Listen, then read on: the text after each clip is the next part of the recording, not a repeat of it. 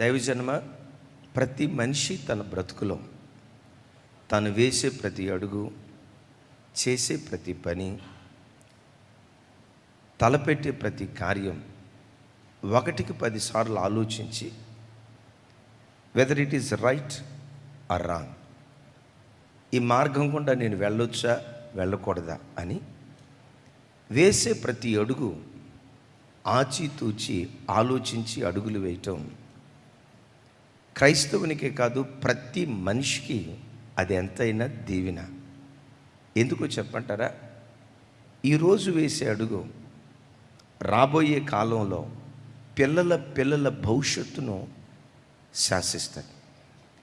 నువ్వు చేసిన పని, నువ్వు వేసే అడుగు నీకొక్కరికే ప్రతిఫలం ఇవ్వటం కాదు, నీ వేసే అడుగుల పునాదుల మీద భవిష్యత్తులో రాబోయే వంశవృక్షం ఆధారపడి ఉంటుంది.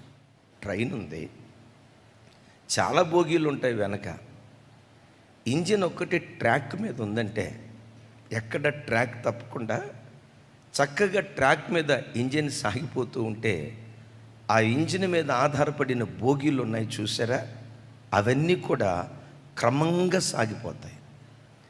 ఒకవేళ పొరపాటున ఇంజిన్ చెప్పండి, ఇంజిన్ ఒక్కటి ట్రాక్ తప్పిందంటే ఆ వెనకున్న బోగీలు ఒకదానేమో ఒకటి పటమని ట్రాక్ మీద నుంచి పడిపోతాయి. ఈ వాక్యం వింటున్న తమ్ముడు, చెల్లి, నీవు ఒక ఇంజిన్ లాంటివాడు. నీ తర్వాత రాబోయే ఆ వంశవృక్షం, పిల్లలు కానీ, మనవ సంతానం కానీ, ముని మనవ సంతానం కానీ, ఈ భోగీలని తర్వాత వంశవృక్షానికి ఇంజిన్ ఎవరయ్యంటే నీవే. నువ్వు సంపాదించిన ఆస్తి భవిష్యత్ తరాలకు అది ఆశీర్వాదం ఇస్తుందో లేదో నాకు తెలియదు, కానీ నువ్వు కట్టినటువంటి మేడమిద్దలు భవిష్యత్ తరాలకు దీవెనగా అది మిగులుతుందో లేదో నాకు తెలియదు, కానీ నువ్వు బ్రతికిన భక్తి జీవితం ఉందో చూసావు, అది తరతరాలకు తరగని ధననిధిగా మార్చబడుతుంది. భక్తిగా బ్రతికిన నీకు చావు ఉంటుందేమో, కానీ నీ భక్తికి చావు ఉండదు. ప్రార్థించిన నీకు చావు ఉంటుందేమో, కానీ నీ ప్రార్థనకు చావు ఉండదు.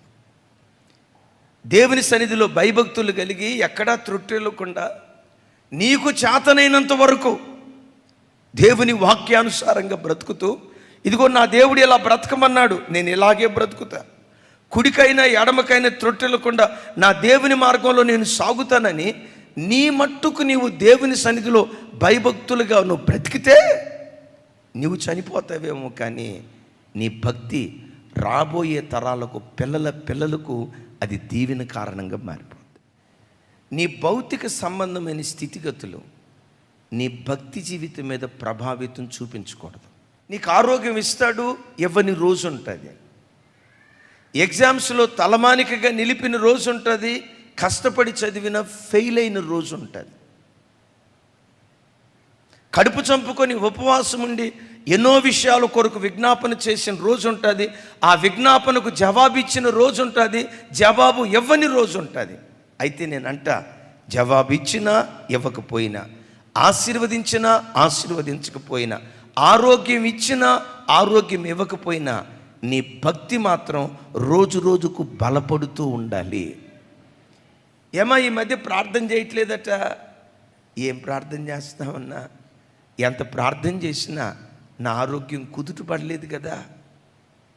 అయ్యా ఏంటి ఈ మధ్య సరిగ్గా మందిరానికి రావట్లేదట? ఎంత పరిగెత్తుకుంటా దేవుని దగ్గరికి వచ్చిన కుటుంబంలో సమస్యలుగానే ఉన్నాయన్నా, అందుకని నేను దేవుని దగ్గరికి రాలేకపోతున్నానన్నా అని భౌతిక సంబంధమైన పరిస్థితులు కొంతమంది భక్తి జీవితం మీద ప్రభావితం చూపిస్తాయి. నేనంట, నీ చుట్టూతో ఉన్న భౌతిక సంబంధమైన పరిస్థితులు నీ భక్తి మీద ప్రభావితం చూపించకుండా, ఇచ్చినా ఆయనే నా దేవుడు, ఇవ్వకపోయినా ఆయనే నా దేవుడు, చివరికి చెట్టు కింద కాపురం చేసే పరిస్థితి వచ్చినా నా దేవుణ్ణి ఆరాధిస్తానని అబ్రహాము వంటి వారిగా మనం మార్చబడదుము గాక. అబ్రహమా, దేవుడు నీకు ఏమీ ఇకపోయినా పిల్లలిస్తానని వాగ్దానం చేసిన దేవుడు పిల్లల్ని ఇవ్వలేదే. మెసొపొతేమియాలో సంపన్న స్థితిలో ఉన్న నీవు చెట్టు కింద కాపురం చేస్తా కూడా ఇంత ప్రార్థన చేస్తున్నావు. అసలు నీకు ప్రార్థన చేయటానికి మనసు ఎట్లా వచ్చింది అని అంటే, అబ్రహాం ఏమంటాడో తెలుసా? అయ్యా, జీవము లేని వాటిని ఆరాధించేటప్పుడే నేను ఎంత నిష్టగా ఆరాధించేవాడినో తెలుసా? నా వైపు చూడండి. అబ్రహాము మెసొపొతేమియాలో విగ్రహాల తయారీదారుడు. అవి విగ్రహాలే కానీ మడి, ఆచారం, ఎంత నిష్టగా వాటికి ప్రార్థన చేసేవాడో, పూజ చేసేవాడో.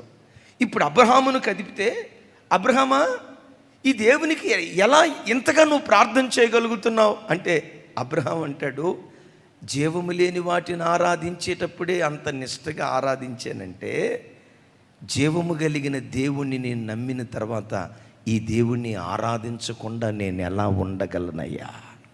సరే, వచ్చిన తొల్లిడి దినాల్లో చెట్టు కింద కాపురం ఉన్నాడు, బలిపీఠం కట్టాడు.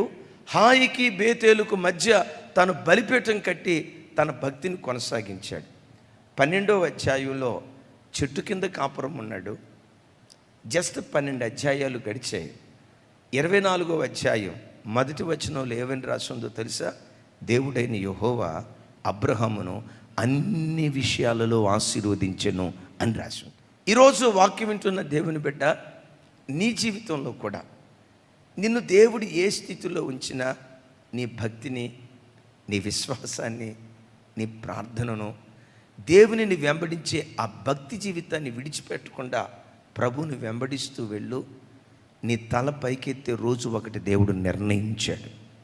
నీ కన్నీళ్లు తొడవబడే రోజు ఒకటి నిర్ణయించాడు.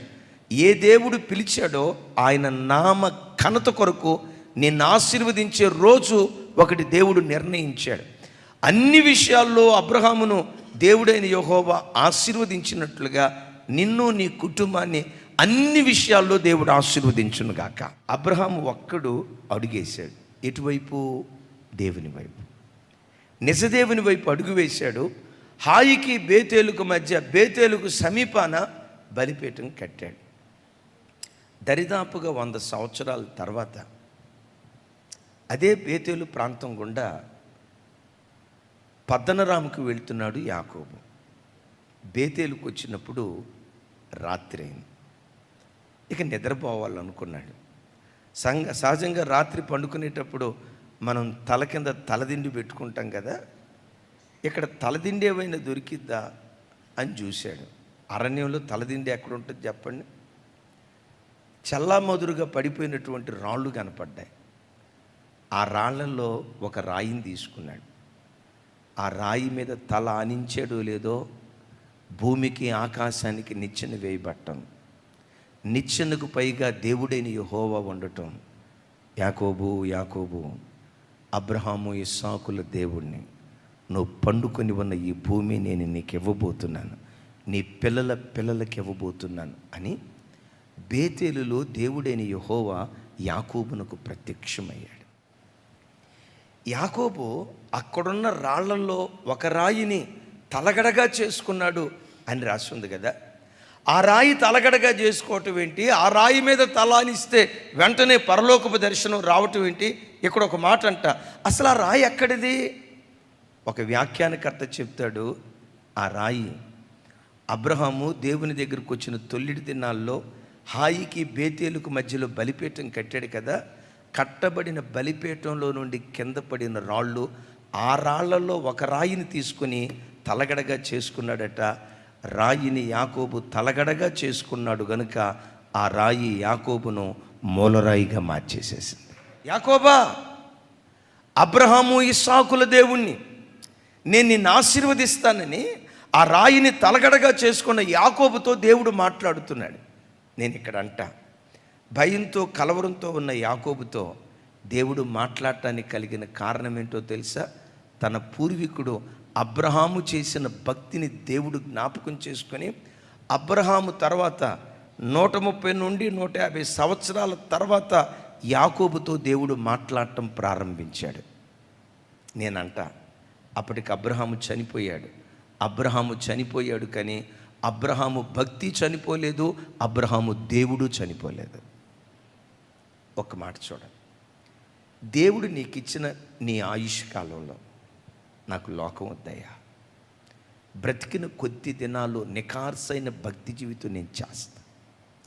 ఓ రోషం కలిగిన క్రైస్తవ జీవితం నేను చేస్తా, నీ ఆజ్ఞల మార్గాన్ని విడిచిపెట్టకుండా చక్కగా నేను నడుస్తా, దేవుని మార్గంలో నువ్వు సాగితే నువ్వు చనిపోయిన 100 సంవత్సరాల తర్వాత నీ కుమారుల సంతానంలో, నీ మనవ సంతానంలో ఎవరైనా ఆపదలో ఉంటే నీ భక్తిని దేవుడు గుర్తుకు తెచ్చుకొని వాళ్ళను దేవుడు ఆదుకోవటం ప్రారంభిస్తాడు. అబ్రహాముకి ఎంతమంది మనవాళ్ళు? అబ్రహాముకి ఎంతమంది మనవాళ్ళు? ఎవరు వాళ్ళు? యాకోబు. నేనంట అబ్రహాము కుమారుడు ఇస్సాకు, ఇస్సాకు కుమారులు యాకోబు, ఏశావు. అబ్రహాము భక్తి, యాకోబు భక్తి ఏశావుకు ఆశీర్వాదంగా మారిందా, యాకోబుకు ఆశీర్వాదంగా మారిందా? ఇద్దరికీ ఆశీర్వాదంగా మారిందా? చెప్పాలి. ఏశావుకు ఆశీర్వాదంగా మారలా. మరి పూర్వీకులు చేసిన భక్తి పిల్లల మీదకు వస్తుందని అన్నారు కదా, మరి ఏశావు మీదకు కూడా రావాలి కదా. ఏశావు మీదకు కూడా వచ్చేదే, కానీ ఏశావు దాన్ని పొందుకోవటానికి తగిన వాడిగా తను బ్రతకలేదు. ఇప్పుడు చూడండి, తల్లిదండ్రులు ఉన్నారు, మంచి భక్తి కలిగిన వాళ్ళు. ఆ తల్లిదండ్రులకి 2 పిల్లలు పుట్టారు. తల్లిదండ్రుల భక్తి ప్రార్థన పిల్లల తలల మీద ఆశీర్వాదంగా నిలిచి ఉంటుంది, no doubt. At that same time ఆ పుట్టిన పిల్లలు కూడా ఆ ఆశీర్వాదానికి తగిన వాళ్ళుగా నిలవబడితే, తగిన వాళ్ళుగా బ్రతికితే తలమానికగా దేవుడు వాళ్ళని నిలవబెట్టడం ప్రారంభిస్తాడు. తమ్ముడా, చెల్లి, నువ్వు సంపాదించిన ఆస్తి ఏదో ఒకరోజు క్షీణిస్తుందేమో, కానీ నీ ఆస్తికి మరణం ఉందేమో, కానీ నీ భక్తికి మరణం లేదన్న సంగతి గ్రహించు. నీ ప్రార్థనకు మరణం లేదన్న సంగతి గ్రహించు. నువ్వు చక్కటి సరి అయిన అడుగులు దేవుని సన్నిధిలో నువ్వు వేస్తే ఈ భక్తి నీకు ఒక్కడికే కాదు, నీకు ఒక్కదానికే కాదు, రాబోయే తరాలకు దీవెన కారణంగా దేవుడు దాన్ని మారుస్తాడు. ఇప్పుడు చూడండి, అబ్రహాం ఎక్కడ బలిపీఠం కట్టాడు? హాయికి బేతేలుకి మధ్య. ఏ రాయిని తలగడగా చేసుకున్నాడు? బేతేలులో అబ్రహాము కట్టినటువంటి రాయిని తలగడగా చేసుకున్నాడు. ఇదే హాయి బేతేలు మధ్య ఓ దివ్యమైన సంఘటన జరిగింది. నాయకుడైన యెహోషువ ఒక చోట రాత్రి బస చేశాడు అని రాసింది. ఎక్కడ బస చేశాడట? హాయికి బేతేలుకి మధ్య. మిమ్మల్ని అడుగుతున్నాను, హాయికి బేతేలుకు మధ్య ఆదికాండం 12వ అధ్యాయంలో ఏం జరిగింది? బలిపీఠం కట్టాడు. 28వ అధ్యాయంలో ఏం జరిగింది? ఆ రాయిని తలగడగా చేసుకుని యాకోబు పండుకున్నాడు.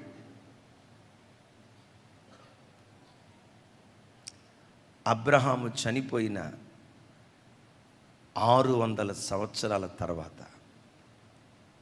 ఒక రాత్రి హాయికి బేతేలుకు మధ్యలో యెహోషువ ఉన్నాడు. ఏ స్థితిలో?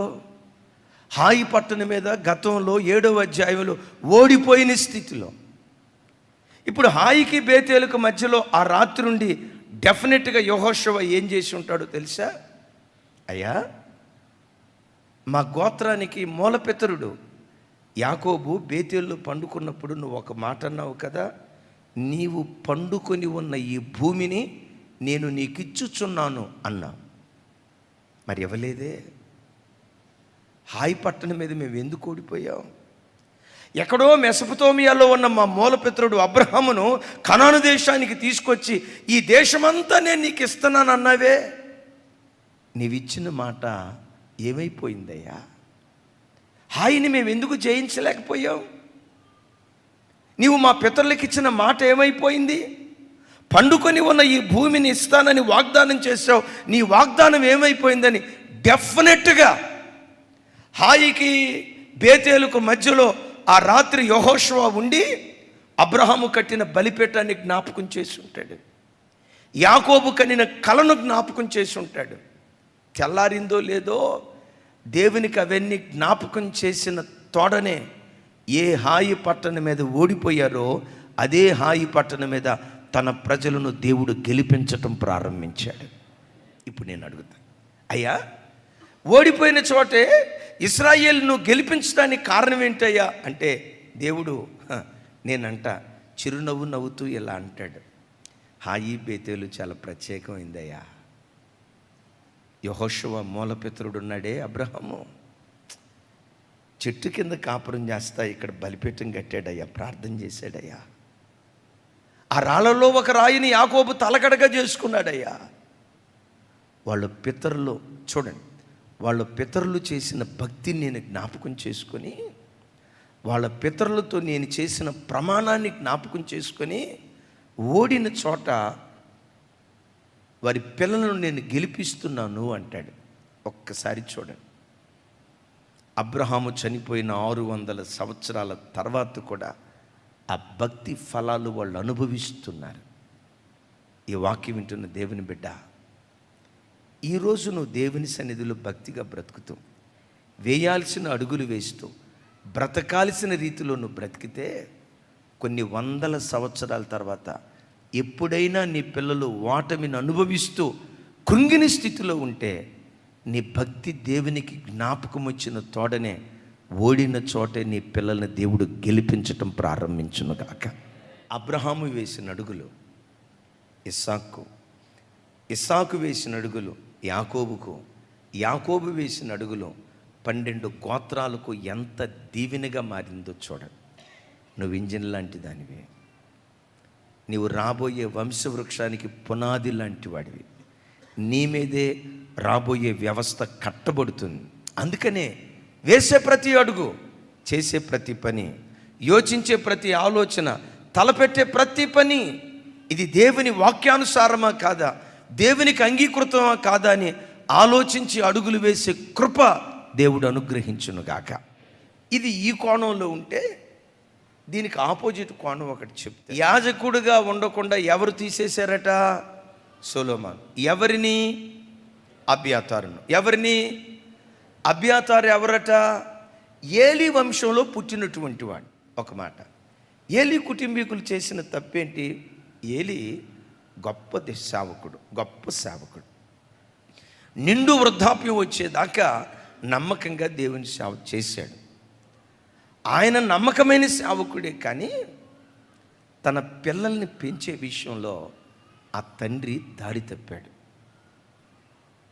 దైవజన్మ, నేనంట, తల్లిదండ్రులు భయభక్తులుగా బ్రతికితే పిల్లలు భయభక్తులుగా బ్రతకటానికి 75% అవకాశం ఉంటుంది. భయభక్తులుగా బ్రతికిన తల్లిదండ్రుల కడుపున పుట్టిన పిల్లలే దారి తప్పిపోతూ ఉంటే, ఆ తండ్రికే భయభక్తులు లేకపోతే, ఆ తల్లికే భయభక్తులు కలిగిన జీవితం లేకపోతే, పిల్లలు ఇంకెక్కడ దారిలో ఉంటారు చెప్పండి? తల్లిదండ్రులు దారిలో ఉన్న పిల్లలే దారి తప్పిపోతుంటే, ఆ తల్లిదండ్రులే దారిలో లేకపోతే, ఆ తండ్రికే క్రమం లేకపోతే, ఆ తండ్రే తాగుపోతాయి, తిరుగుపోతాయి, ఇష్టానుసారంగా బ్రతికేవాడైతే కుటుంబం అంతా ఏమైపోద్దో ఆలోచించండి. ఏలీ కుమారులను గూర్చి రాయబడిన ప్రస్తావన ఏంటో తెలుసా? చెప్పండి. ఏలీ కుమారులు యెహోవాను ఎరుగని వారై మిక్కిలి దుర్మార్గులైరి అని రాస్తుంది. నేను మిమ్మల్ని అడుగుతా, ఇంతకీ ఏలీ కుమారులు చేస్తున్న పని ఏంటి? ఎవరికి యాజకులుగా ఉన్నారు? యెహోవాకు యాజకులుగా ఉంటూ ఎవరిని ఎరగలేదంట? ఇంతకు మించిన భ్రష్టమైన జీవితం ఇంకొకటి ఏమైనా ఉందా? అరే, వాళ్ళు దేవుని మందిరంలో ఉంటూ దేవుడైన యెహోవాకు యాజకత్వం చేస్తూ, ప్రజలిస్తున్న అర్పణలను భుజిస్తూ, ప్రజలిస్తున్న కానుకలతో సుఖ సౌఖ్యాలు అనుభవిస్తూ, ఈ యాజకులు దేవుడైన యెహోవా యొద్ద యాజకత్వం చేస్తున్నారు, కానీ ఆ యెహోవా ఎవరో ఎరుగకుండా వాళ్ళు బ్రతుకుతున్నారంట. తల్లిదండ్రులారా, ఈ దివ్యమైన మాట గమనించండి. ఏలీ వారసత్వంగా తన పిల్లలకు యాజకత్వాన్ని ఇచ్చాడు, కానీ తనకు ఆ యాజకత్వాన్ని ఇచ్చిన దేవుణ్ణి తన పిల్లలకి ఇవ్వలేకపోయాడు. Got my point? అందరూ చూడండి, తల్లిదండ్రులుగా నీ పిల్లలకు ఆస్తిని కాదు నువ్వు వారసత్వంగా ఇవ్వాల్సింది, ఆ ఆస్తిని ఏ దేవుడు నీకు ఇచ్చాడో ఆ దేవుణ్ణి నీ పిల్లలకు స్వాస్థ్యంగా ఇచ్చే తండ్రిగా నువ్వు బ్రతకాలి. ఈ సంపన్న స్థితి ఏ దేవుడిచ్చాడో హైదరాబాద్ పట్టణంలో 10 మందికి దీవెన కారణంగా బ్రతికే ఈ జీవితాన్ని ఏ దేవుడిచ్చాడో, నీ ఆస్తిని కాదు నీ పిల్లలకి ఇవ్వాల్సింది, నీ బ్యాంక్ బ్యాలెన్స్ కాదు నీ పిల్లలకి ఇవ్వాల్సింది, చక్కటి చదువు చక్కటి ఉద్యోగమే కాదు నీ పిల్లలకి ఇవ్వాల్సింది, నువ్వు సంపాదించిన మేడ మిద్దెలు కాదు నీ పిల్లలకు నీవు ఇవ్వాల్సింది. వాటన్నిటినీ ఏ దేవుడు నీకు అనుగ్రహించాడో ఆ దేవుణ్ణి వాళ్లకు స్వాస్థ్యంగా నీవు ఇస్తే నిన్ను మించిన ధన్యుడు భూమి మీద మరొకళ్ళు ఎవరు ఉండరు. ఆ రోజుల్లో ఉన్న పద్ధతి ఏంటంటే, చూడండి, ఆ రోజుల్లో ఉన్న పద్ధతి ఏంటంటే, బలిపీఠం మీద ఆ కొండల్లో కానీ పాత్రలో కానీ తపేళ్లలో కానీ మాంసం ఉడుకుతూ ఉంటే, ఉడుకుతున్న మాంసాన్ని ఆ ముండ్లగరిటితో గుచ్చినప్పుడు ఎంత మాంసం బయటకు వస్తుందో అంత మాంసాన్ని యాజకులు తీసుకోవటం, ఇది దేవుని క్రమం. ఏలీ కుమారులు ఏం చేశారో తెలుసా? మాకు ఆ మాంసం వద్దు, పచ్చి మాంసం కావాలని చెప్పి దేవుని క్రమాన్ని మార్చారు. ఎందుకో చెప్పంటారా? ఆ తండ్రి తన పిల్లలకు నేర్పల, మన దేవుడు క్రమానికి దేవుడురా, అక్రమానికి దేవుడు కాదు. మన దేవుడు క్రమానికి దేవుడు, అక్రమానికి దేవుడు కాదని క్రమానికి దేవుడైన యెహోవాను గూర్చి తన పిల్లలకు ఆ తండ్రి నేర్పలేదు. తల్లిదండ్రులారా, మీరు కూడా మీ పిల్లలకి మన దేవుడు క్రమానికి దేవుడు నేర్పండి. ఎలా నేర్పుతారో తెలుసా? 5 గంటల 45 నిమిషాలకు ఆరాధన అయితే ఎప్పుడైనా 1 నిమిషం ఆలస్యం అవుతూ ఉంటే నువ్వు మందిరానికి వచ్చినప్పుడు పరిగెత్తుకుంటా, అయ్యో ఆలస్యం అయిపోతుందని నువ్వు పరిగెత్తుకుంటా వస్తూ ఉంటే నీ పిల్లలు గమనిస్తారు. మమ్మీ ఎందుకు అట్లా పరిగెత్తుతున్నావు? డాడీ ఎందుకు అంత హడావుడిగా పరిగెత్తుతున్నారు? ఏమో ఒక 5 నిమిషాలు ఆలస్యంగా వెళ్తే అక్కడ ఆపేవాళ్ళు ఎవరు లేరు కదా, హాజరైన వాళ్ళు ఎవరు లేరు కదా, ఎందుకు అట్లా పరిగెత్తుతున్నావు అని నీ పిల్లలు అడిగితే, బాబు మన దేవుడు క్రమానికి దేవుడు. జట్టి అయిన వాడు నియమం ప్రకారం పోరాడితేనే వానికి కిరీటం ఉంటుంది, నియమం తప్పిన వానికి కిరీటం లేదు. ఉదయం లేచి ప్రార్థించే విషయంలో క్రమాన్ని పిల్లలు నీలో చూడాలి. టెన్షన్గా 4 లేవటం నీ పిల్లలు చూడాలి. డాడీ మమ్మీ ఎందుకు అంత టెన్షన్గా 4 లెగుస్తున్నావు? నాకు రోజు 4 వచ్చి లేచి అలవాటు కదరా నాయన. అవును, ఈరోజు లేటుగా లేస్తే వచ్చిన నష్టం ఏంటి? నేను 4 లెగుస్తానని, నేను ప్రార్థన చేస్తానని, ఏ విషయాల కొరకు ప్రార్థన చేస్తానని నేను రాకమునిపే నా ప్రార్థన గదిలో నాకంటే ముందుగా దేవుడు వచ్చి కూర్చుంటాడు రా. నేను లేటుగా లేస్తే దేవుడిని ఒంటరోడుగా కూర్చోబెట్టాల్సి వస్తుంది. దేవుడు అంత ఖచ్చితంగా వస్తాడా? అవును, ఈ దేవుడు క్రమానికి దేవుడు. ఇది నువ్వు ఆచరించి చూపించు, నీ బయలుదేరిన పిల్లలు ఈ దేవుడు క్రమానికి దేవుడని ఆటోమేటిక్గా క్రమశిక్షణ నేర్చుకుంటారు. యెహోవా ఎవరో ఎరుగకపోవటాన్ని బట్టే వాళ్ళు యాజకులుగా మందిరంలో ఉంటూ మందిరానికి వచ్చిన ఆడపిల్లలతో వెకిలిగా ప్రవర్తించారు, వెకిలిగా మాట్లాడారు. ఎందుకో తెలుసా? ఆ తండ్రి తన పిల్లలకు నేర్పలా, బాబు ఏ దేవునికి యాజకత్వం చేస్తున్నామో ఆ దేవుడు ఎవరో తెలుసా? పరిశుద్ధుడు పరిశుద్ధుడు పరిశుద్ధుడని కోటాను కోట్ల దేవదూతల గణమ చేత ఆరాధించబడుతున్నవాడు. ఎన్నటెన్నటికీ పరిశుద్ధతయే ఆయన మందిరానికి అనుకూలమని దేవుని వాక్యం అంటుంది. నాన్నా, దేవుని మందిరంలో దేవుని సేవ చేసే యాజకులైన మనం పవిత్రంగా బ్రతికితే, మనం నీతిగా బ్రతికితే, మనం యథార్థంగా బ్రతికితే మనం చేసే ప్రార్థనలు దేవుడు అంగీకరిస్తాడు. మనం చేతులెత్తి ప్రజలను ఆశీర్వదిస్తూ ఉంటే వారి పిల్లలు దీవించబడటానికి అది కారణమవుతుంది. అల్లరి చిల్లరగా బ్రతికితే, ఆడుతూ పాడుతూ బ్రతికితే, పవిత్రత లేకుండా జీవిస్తే ఈ దేవుడు పరిశుద్ధుడైన దేవుడు మాత్రమే కాదు, రోషం కలిగిన దేవుడు. దహించు అగ్ని. చెత్త బ్రతుకు బ్రతికితే కాల్చేస్తాడు, జాగ్రత్త. నీలో ఉన్న మలినాన్ని తొలగించుకుంటే ఓ బలమైన పనిముట్టుగా దేవుడు మారుస్తాడయ్యని పరిశుద్ధ దేవునిని గూర్చిన బోధ తన పిల్లలకు చెప్పకుండా వారసత్వంగా యాజకత్వాన్ని ఇచ్చాడు, కానీ యాజకత్వాన్ని ఇచ్చిన దేవుణ్ణి ఇవ్వలేకపోయాడు. తల్లిదండ్రులారా, నా వైపు చూడండి. మన పిల్లలకు కూడా మనం ఏమిద్దాం? మనం సంపాదించిన ఆస్తిని ఇద్దామా? మనం సంపాదించిన పొలాలు ఇద్దామా? మనం సంపాదించిన వెండి బంగారాలు ఇద్దామా? ఈ స్వాస్థ్యాన్ని సంపాదించడానికి సామర్థ్యం కలుగు చేసిన దేవుణ్ణి ఇద్దామా? చెప్పమంటారా? నీ డబ్బు కాదు నీ పిల్లలకి ఇవ్వాల్సింది. నిన్ను ఈ స్థితిలో ఏ దేవుడు నిలవబెట్టాడో ఆ దేవుని నీ పిల్లలకి ఇవ్వు. నీ పిల్లలు దీవించబడటానికి దేవుడు కృప చూపిస్తాడు. పిల్లలకు దైవభక్తి నేర్పకుండా, ప్రార్థన నేర్పకుండా, మోకాళ్ళ అనుభవం నేర్పకుండా, దేవుని మీద ఆధారపడటం నేర్పకుండా, ఒట్టి తుప్పు పట్టిపోయే వెండి బంగారం వారి ఒడిలో వేస్తే మన పిల్లలు అలా కాకుందురుగాక. జాగ్రత్త, ఏలీ కుమారులు అయిపోతారు. వాళ్ళకు మోకాళ్ళ అనుభవం లేకుండా, దేవుని మీద ఆనుకోవటం లేకుండా, విచ్చలవిడిగా వాళ్ళు రే బాబు మన దేవుడు దహించు అగ్ని, ఆయన పరిశుద్ధుడైన దేవుడు, దేవుని మందిరానికి వచ్చే మన ప్రవర్తన జాగ్రత్తగా ఉండాలని ప్రతి విషయం వాళ్ళకు నేర్పుతూ పవిత్రతలో వాళ్ళను పెంచుతూ మనం బ్రతికితే, యెహోవా ఎవరో ఎరిగేటట్లుగా చేస్తే, దానియేలు గ్రంథంలో ఒక అద్భుతమైన మాట రాసింది.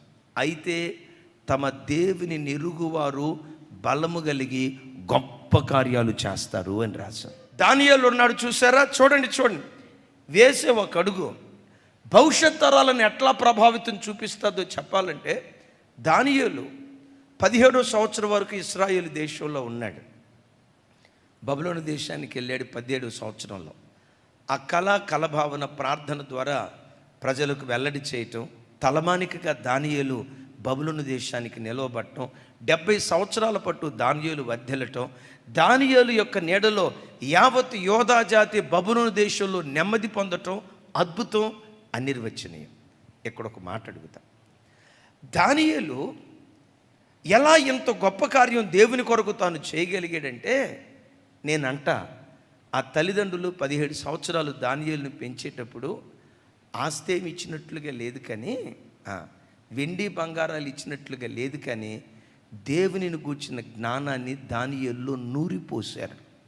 ఎలాగో చెప్పమంటారా? నెబుకద్నెజరు వచ్చి నాకు కళ వచ్చింది, కలభావం చెప్పండి అంటే దానియేలు అంటాడు, ఆగండి ప్రార్థన చేస్తా, నేను చెప్తా. దానియేలుకు దేవుడైన యెహోవాను గూర్చిన ప్రత్యక్షత ఏంటో తెలుసా? నాకు మొరపెట్టుము, నీవు గ్రహింపలేని గూఢమైన గొప్ప సంగతులు నేను తెలియచేస్తా. దానియేలు తన దేవుణ్ణి ఏమెరిగాడో తెలుసా? నా దేవుడు ప్రార్థనలు ఆలకించేవాడు. చెప్దాం ఆమేన్. దానియేలు తల్లిదండ్రులు ఆస్తి వల్ల, ఒరే బాబు మన దేవుడు ప్రార్థనలు ఆలకించేవాడురా. Money makes many things but prayer makes everything. నాన్న నువ్వు ప్రార్థన నేర్చుకో, మర్మాలు బయలుపరుస్తాడు. అదే సమయంలో చెప్పుంటాడు, నీ ప్రార్థన దేవుడు అంగీకరించాలంటే పాపుల మనవి దేవుడు వినడు అని తల్లిదండ్రులు చెప్పుంటారు. 17వ సంవత్సరంలో బబులోను దేశానికి వచ్చిన తర్వాత అపవిత్రపరచబడకూడదని ఉద్దేశించి దానియేలు పవిత్రంగా బ్రతకటం ప్రారంభించాడు. దానియేలు ఎందుకు పవిత్రంగా బ్రతుకుతున్నావు? నేను ఆరాధించే దేవుడు పవిత్రుడు గనుక. దానియేలు ఈ రాత్రి ఎందుకు మొరపెడుతున్నావు? నా దేవుడు ప్రార్థనలు ఆలకించేవాడు గనుక. దానియేలు తన దేవుడు ఎవరో ఎరిగాడు గనుక గొప్ప కార్యాలు చేసి 70 సంవత్సరాలు యోధా జాతికి ఆశ్రయంగా నిలిచాడు.